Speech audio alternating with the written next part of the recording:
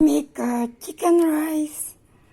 I put chicken breast and 2 cups of water and 3 pieces of ginger and grinded.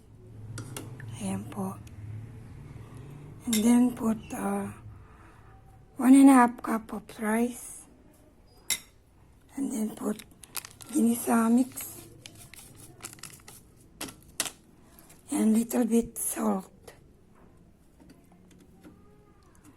Yan po, chicken rice.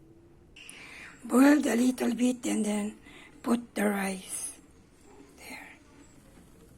Ayan, kumukulo na. Pwede na lagay yung rice.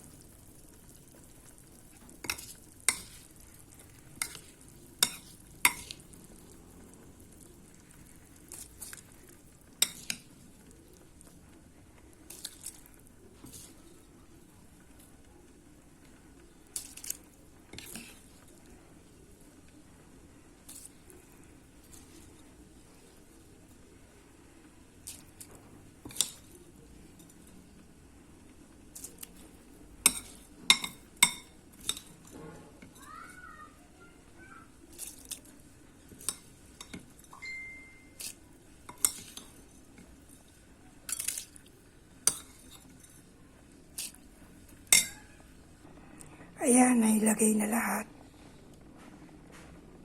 And then cover until cook. Ayan, luto na. Sarap ng chicken rice.